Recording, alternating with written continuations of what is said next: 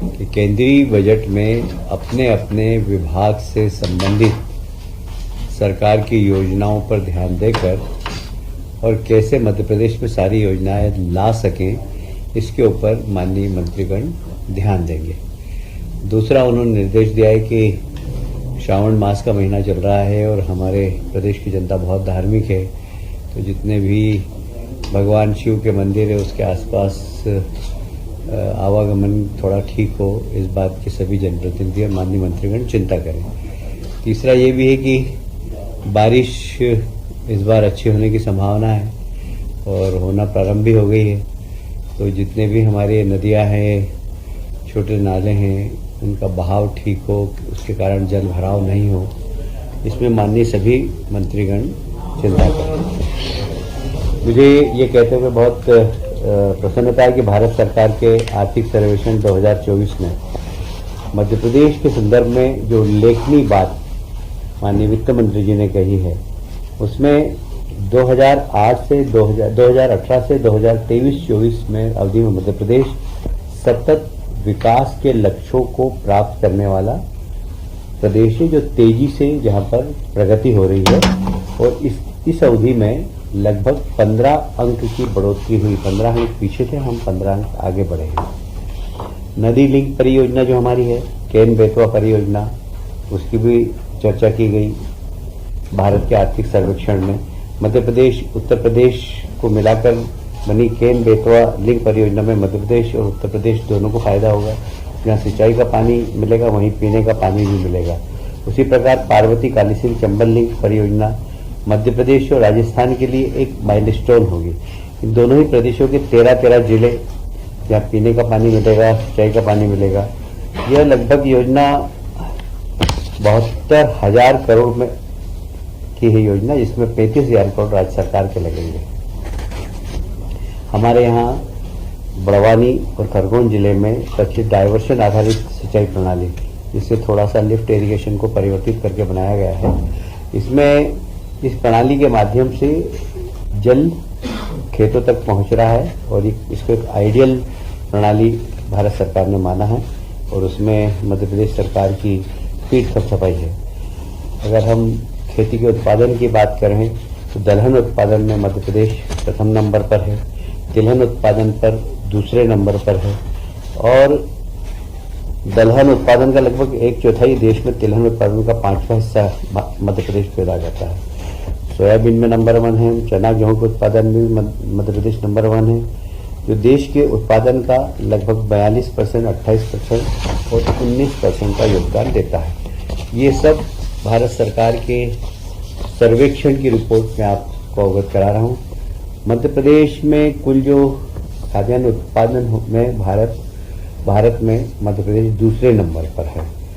राज्य में मक्का, मोटे अनाज, मूंगफली और मस्टर्ड के उत्पादन में भी हम लोग तीसरे नंबर पर हैं।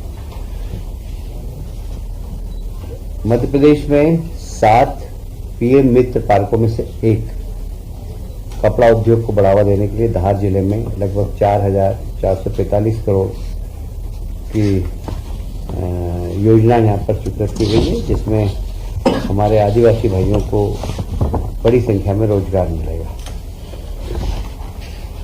सीमेंट उत्पादन में भी मध्य प्रदेश 5वें स्थान पर है, और विशेषकर मैं उल्लेख करूंगा इंदौर का जो हमारा बायो सीएनजी प्लांट है, उसके बारे में भी, उसके ऊपर केस स्टडी होना चाहिए। भारत सरकार ने अपने आर्थिक सर्वेक्षण में देश के अन्य नगर निगमों को भी संदेश दिया है। इसमें रोजाना लगभग 45,000 क्यूबिक मीटर बायोगैस का उत्पादन होता है। मुझे ये कहते हुए बहुत प्रसन्नता है कि आईटी के क्षेत्र में निवेश आए, उसके लिए आज नई आईटी पॉलिसी बनाई गई है। उस आईटी पॉलिसी के खास जो उल्लेखनीय बिंदु है मैं उसके पर चर्चा करूंगा। एक तो सिंगल विंडो क्लियरेंस है, दूसरा कैपिटल एक्सपेंडिचर में भी सहयोग करेगी राज्य सरकार। फिर जितने भी बीओपी वगैरह खुलते हैं उनके किराए में सहयोग करेगी, सहायता करेगी राज्य सरकार। कुल मिलाकर रोजगार को बढ़ावा देने के लिए यह आईटी पॉलिसी लाई गई है।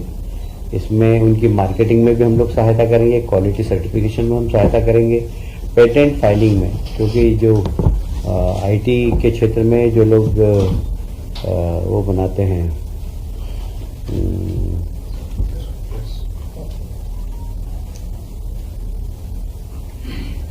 सस्ती दरों पर भूमि भी हम देने वाले हैं, और stamp duty, registration, property tax, इसमें सब में छूट देने का निर्णय लिया है। हमने आईटी पॉलिसी ऐसी बनाई कि देश के सभी आईटी पॉलिसी का हमने कंपैरिजन किया, और मध्य प्रदेश की कैसे आईटी पॉलिसी अच्छी बने जिससे हम निवेश को आकर्षित कर सकें और लोगों को रोजगार के नए अवसर दे सकें। इसमें मैंने पहले ही बता दिया, जमीन में छूट, क्वालिटी में उनका राज्य सरकार सहयोग करेगी, अगर किराए के बीपीओ बनाते हैं तो किराए की छूट देगी, टैक्स में छूट देगी, पेटेंट कराने में छूट देगी। ये सब राज्य सरकार उसकी जिम्मेदारी ले रही है जिससे कि आईटी में ज़्यादा इन्वेस्टमेंट मध्य प्रदेश में आए। आप सभी जानते हैं कोरोना के वक्त में निःशुल्क अनाज हमने गरीबों को दिया था, तो राज्य सरकार ने MP state civil supply corporation के माध्यम से अनाज बांटा था।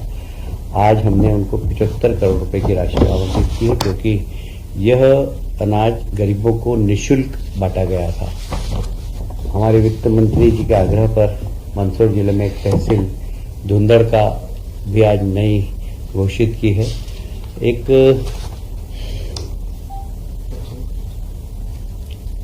एक हमारे यहाँ जो हायर एजुकेशन के अंदर संभागीय मुख्यालय हैं, क्षेत्रीय कार्यालय हैं, क्षेत्रीय कार्यालय को सशक्त करना, उसका उद्देश्य ये है कि वहाँ के माध्यम से कॉलेजों में नियंत्रण हो, क्वालिटी एजुकेशन हो, और इसलिए बहुत ज़रूरी है कि उसको सशक्त किया जाए।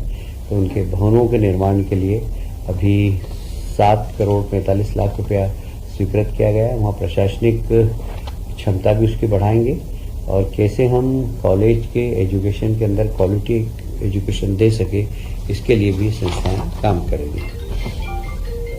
मध्य प्रदेश राज्य निर्वाचन आयोग के नवगठित निवाड़ी जिले में अस्थायी पदों की स्वीकृति सामान्य प्रशासन विभाग से दे दी गई है, क्योंकि नया जिला बना था, उसमें पदों की स्थापना करना थी, और उन सब पदों की स्थापना के लिए स्वीकृति प्रदान कर दी गई है।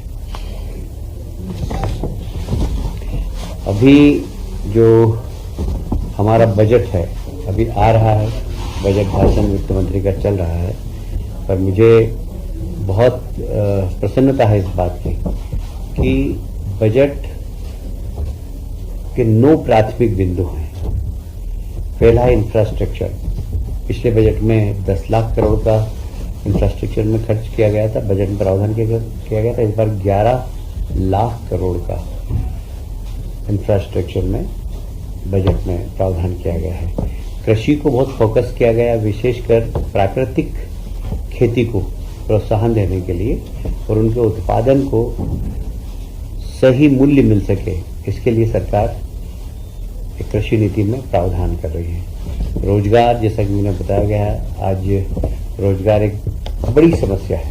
कैसे रोजगार मिल सके और बेरोजगार नौजवान स्वयं अपना उद्योग डाल सके और वे रोजगार मांगे नहीं, रोजगार देने वाले बने। ये माननीय यशस्वी प्रधानमंत्री मोदी जी का सोच है, और उसी को ध्यान में रखते हुए इस बजट में प्रावधान भी किया गया है।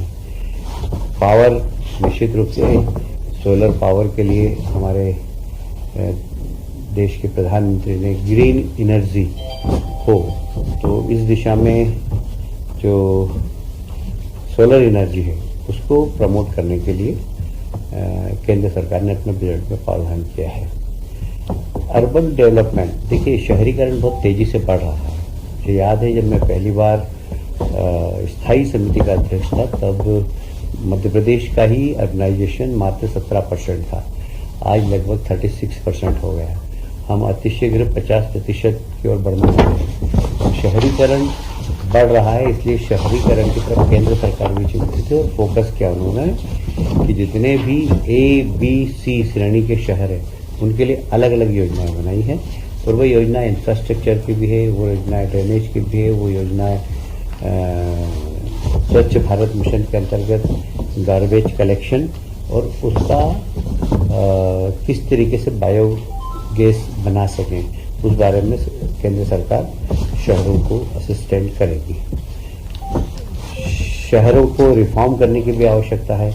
उस रिफॉर्म के लिए प्रावधान किया गया बजट में। और जैसे प्रधानमंत्री जी हमेशा एक बात कहते हैं कि मेरी 4 जातियां हैं, गरीब, महिला, युवा और किसान। इन चारों को ध्यान में रखते हुए इस बजट में हर वर्ग के लोगों के लिए बजट में प्रावधान किया गया है। यह बजट को फोकस किया गया 2047 के विकसित भारत की ओर, कैसे हमारा देश अग्रसर हो।